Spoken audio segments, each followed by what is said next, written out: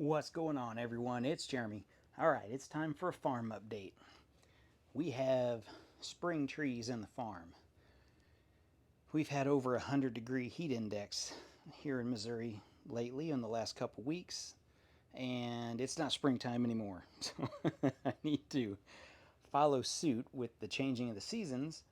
Since we've already had the summer solstice back at the second half of June, I need to move out these spring trees. And some of these are actually pretty easy to do because I can just pop some of these lighter leaf colors off, which is like my quick fix to get some of the trees to just go straight to summer. Then other ones, I just got to bring them out, and it's easy to do because all I got to do is just pop the tree out.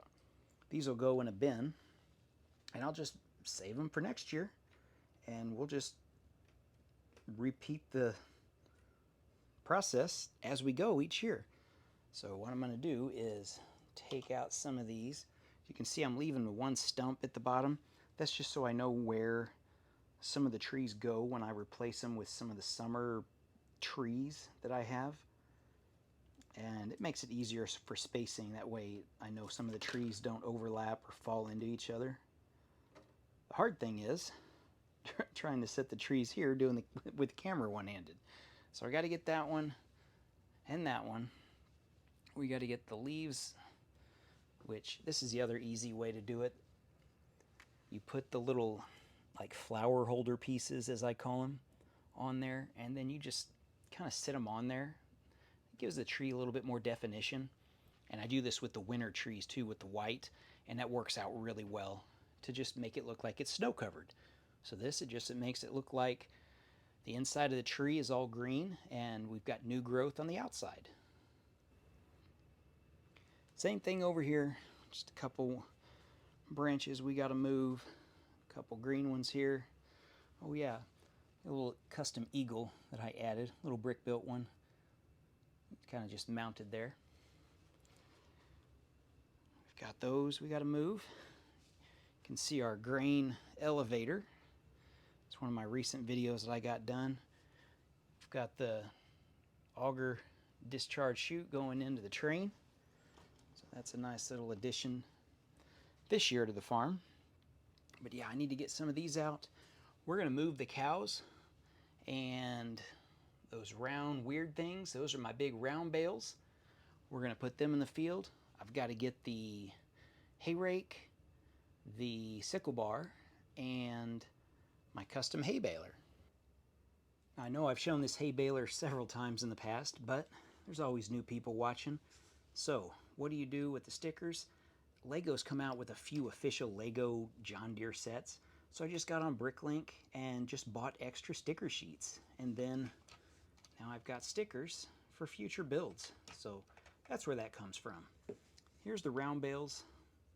They're just 6x6 yellows, and you just stack them. I got them on Bricklink. They can be a little pricey, 50 cents to $1 a piece sometimes, depending on the seller. They're not really a common piece, but that's how many you need, and I don't know the number, to fit in my hay baler. So here's the hay baler. You can see the intake on the front, and when it's up, you're probably connected about there on a tractor. This piece can go down, you can see, and there, and then see how it goes down. All right, the little thing here is the feature, play feature. So my baler raises up. I can fit the hay bale in there. There's the bale. And then I turn this, kicks the bale out. How does it do that? Simple little mechanism there. Just a thing that you turn it, and that just kind of kicks it out. So I just finished the Lego instructions on this. They're PDF instructions. They're on my reBrickable page. I think I'm selling them for $1. And it's got the parts list. And the good thing is, if you don't have the parts in green, there's red hay balers, there's yellow hay balers out there. So make it whatever color you want. So, I mean, you're not really limited to just green. Just mix and match the colors. Get your tire color set. I mean, everything in black you can use in black. Of course, you could just make the whole thing in red. So, yeah, there's that option. It's like I need to scrunch down some of these pieces. All right, let's get back to the farm. Oh, actually, I'm going to pull a tractor on this. There we go. It's my little custom tractor, one of one of dozens that I've made. Just kind of a mid-range, mid-size tractor. Maybe a 5 series. It might be what we're going for. Just something big enough to pull this hay baler. So we pull it around like that once we're down in the fields. And we get that wheel going. It gets the things turning. See all the gears and stuff on the back of the tractor. And like I said, more stickers. Just from one sticker sheet, you get so many options. So there's that. Now I got to get the other pieces out. All right, so the hay rake or hay tedder isn't really, it's not as great of a build as the baler, at least in my mind, but gets the job done. So we're just using the levers under here and a couple Technic pieces. I need to change out the wheel color. I always forget to do that before a video, but there you go. There's what we're doing to rake up our hay. And then we're going to pop this off. I've got 2 sickle bars. So with this tractor, it allows me to add a mid-mount sickle bar, which if you want to see it up close, here's what it is. So we're just using that little piece on the end to show the end, and then a bunch of clips. And when you look at it from the top, it looks like nice little cutting teeth. Simple design. Feel free to use it. All right, so this one, we can just cut. And when we're out of the field, we've got it up. So we've got our mid-mount. Now this other one, this is one I made several years ago. I used this tractor. It came in the 2009 Lego tractors when the farm sets were really good. The one big farm release that they had. This came in the one, I think, that came with the pigs. So their design on the tractor, my design on the sickle bar. So we've got 3-point hitch, a little bit of movement on it to raise it up. You can see just kind of a simple design, but it drops down. Now on this one, I did use kind of like the big teeth on it, and that's where that comes from. So you got options. If you want to do it this way or this way, if you want to make your own little sickle bar, you got options. Depending on what pieces you got. You don't have to use black. I mean, there's always dark gray, dark bluish gray, or even the light bluish gray. Really wouldn't use white. It's not really a color.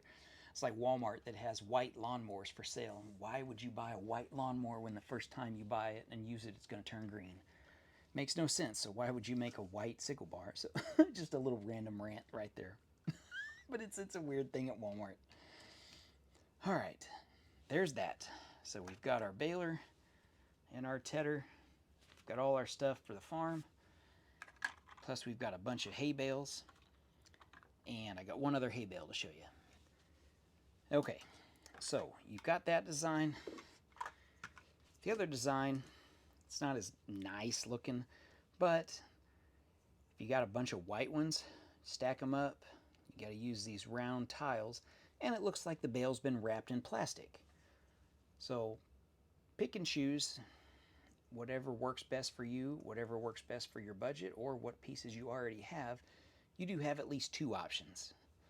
I like this way better. This was more of a test. I really wish they had the white, like 1x3s, like these, only with the studs on them to put on the back. That way I could put a yellow one there. But that piece doesn't exist, at least yet. So that's where you are. Anyway, it fits in fine, pops out fine. All right, let's see what the field looks like full of hay. And it looks like the microphone just died, so we'll just finish it up. We've got our 2 tractors with sickle bars, the mid-mount and the rear-mounted sickle bar. They're going to go through the fields. We have 1 random cow because where the mountain is here, I can't reach it. without tearing stuff up. And I don't want to move my 2 haunted houses on those rolling tables to get to it. So we're just going to say we have a random cow that's gotten loose. So once we're done with our sickle bars, we'll let the hay set for a day or two. Then we're going to get our tedder out and put all our downed hay into windrows. Next up is the baler, which we've got over there. And what we'll do is start bringing out the bales, and we'll start putting them in random places, as long as they don't roll back for some reason. All right, got our bales out. We need to move that tractor back. Looks like we're about to pop out another bale. And fun fact, did you know round hay bales float? I know I did this video, was it last year or 2 years ago? I think 2 years ago. We had a hay bale roll down the hill and into our pond. And it floated, and it floated, and it floated for 6 months. So every time it rained and water would enter the pond, it would float to a different area of the pond. So just fun fact, round hay bales do float. All right, I think that's it for today. We've got it switched over. We'll try to get that cow moved in a future video, and then I'm going to move that hay bale over there to spread it out a little bit. But other than that, we got all the trees, other than that one green piece that I just saw. We've got some new trees in, added some other ones. We got a beehive on that one. So our farm is changed over, and we are ready for summer. Next up, we'll have to get in a future video, we're going to get the hay spike out. We're going to have to get all these hay bales picked up and put back out of the field for the winter. So stay tuned for that in a future farm update video. So check out my other farm videos. There's hundreds of them if you guys want to scroll through and see if there's something there you might want to build or try. A lot of the stuff in here is there. So thanks for watching, and we'll see you in the next one.